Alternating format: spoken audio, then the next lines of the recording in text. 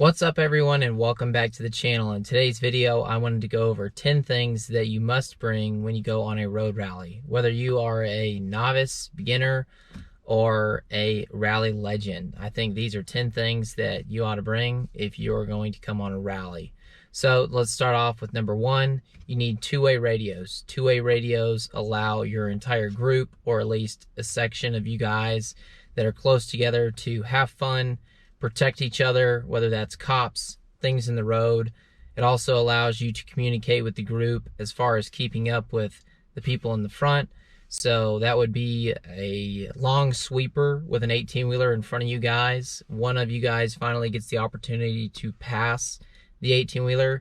If there's nobody coming within a mile, then you can radio to everybody else and say, I haven't seen anybody, you guys are welcome to use the oncoming lane to cross over. Without radios, I certainly don't recommend that, but having radios overall increases the safety, it increases the fun. You can make a lot of new friends by using radios, and it also allows great stories whenever it comes time to going to the hotel. So the second thing is having a co-pilot. A co-pilot also helps increase the amount of fun that you have on the trip, whether that's a friend, a spouse, or a child. I strongly recommend not having a child under the age of 18. If you are caught speeding with a minor in the car, it can be dangerous. But aside from that, having a co-pilot is huge. It also gives you a different vantage point. So if you are coming around the corner on tight corners like the Tail of the Dragon, this also gives you an extra set of eyes in case a motorcycle is coming over, in case there's a car, or in case there's somebody wrecked inside your lane. It is an extra set of eyes to help out. Also, it's an extra set of eyes to look ahead for cops, debris in the road. Also, your co-pilot can help make the trip a whole lot easier by managing the maps for you if there's not electronic maps.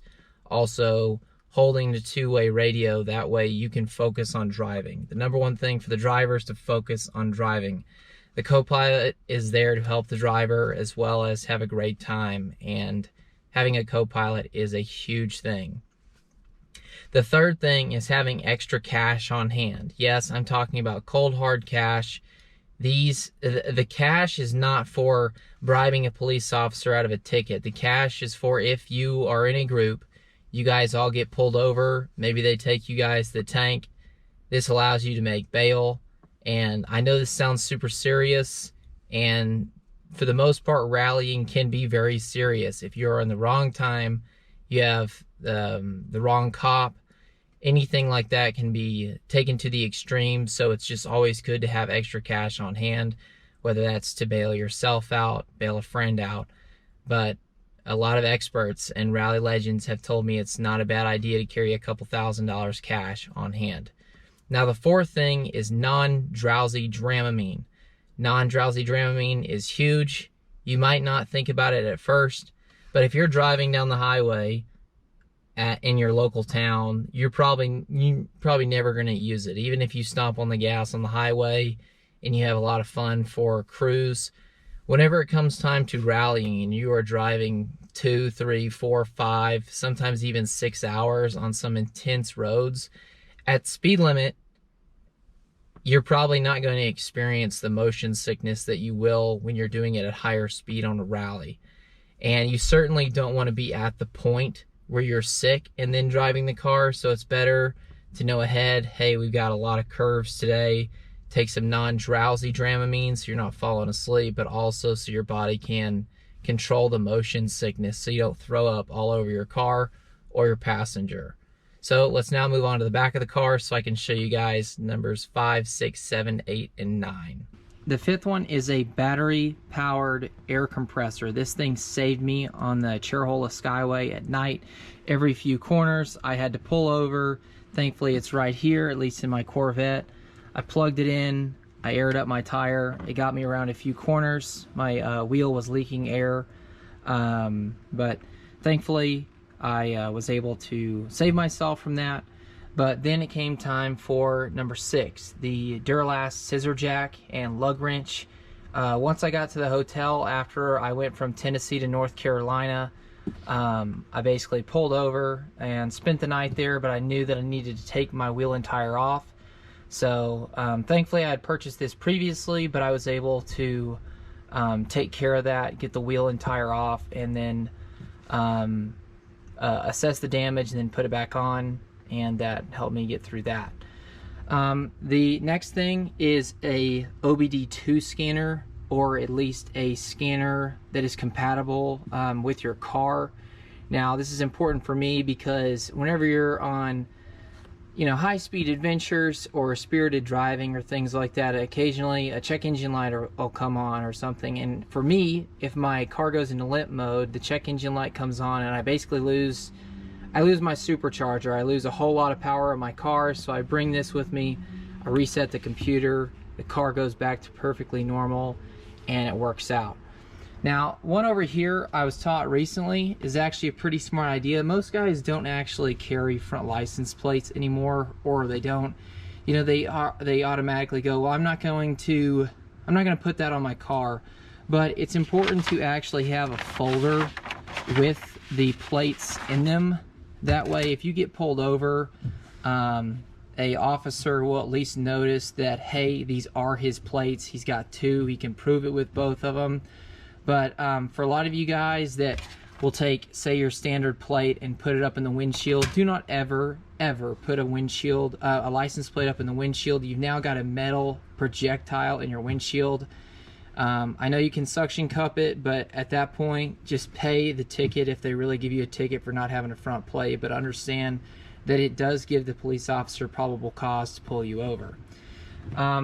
The ninth thing is extra battery packs, right? If your phone is not the one that's plugged in, or if you don't even have the ability to charge your phone in your car, having extra battery packs that allow you to keep your maps going, keep your music going, Waze, scanners, whatever you guys have, and that's super important.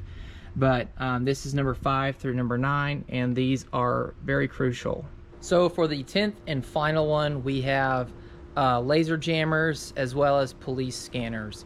Now, I do not have both of these, but I am also not really the fastest driver in a lot of rallies, just because my car physically cannot go that fast. But if you have ALP, that's anti-laser priority laser jammers, those are the best in the business. And maybe adding a Kenwood radio allows you to go kind of crazy.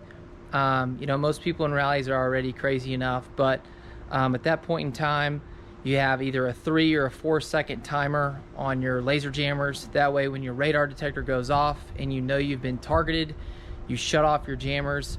That way you don't get pulled over, because if you have them always on, then that's going to give the cop probable cause to pull you over because he can't physically get a read on you. But laser jammers are awesome. I've been in cars with them and they work pretty well, especially with some of these newer systems like LiDAR and things like that. But let's show you guys where the laser jammers go and how kind of people can get away with them. So if we take a look right here at my car, for example, I have front cameras, but a lot of times people will have their laser jammers kind of right up in here, maybe one right in the front. If you got a wide car like a sports car, you're most likely going to have one on the left, one in the center, and one on the right. And unfortunately, if you speed a lot, you're obviously going to need to have them on the back. So for ones on the back, you're obviously going to have one probably to the left or the right of the license plate, and then maybe the other two are going to sit behind your plastic, if you got plastic, or maybe it'll hide somewhere in the carbon fiber, like you can hide them in the back of the mesh, kind of like a Ferrari F50 or a Ferrari 360 Spider, things like that. But laser jammers are very, very important. And police scanners, the only time I would consider police scanners to be important is whenever you're on a road rally where there are probably 30 or 40 cars, enough cars to where y'all are really making a scene. But other than that, police scanners really aren't all that important, because if you're rolling with like 9 to 15 people, most likely you're going to be through the next town and nobody's really going to care. But those are 10 things that I would strongly recommend, or at least advise you to look into if you're going on a road rally, whether you're a first timer or a professional. But thank you guys, as always, for watching the video. I hope you guys have a great rest of your day. Hit that subscribe button, and I'll see you on the next video. Make a life for myself.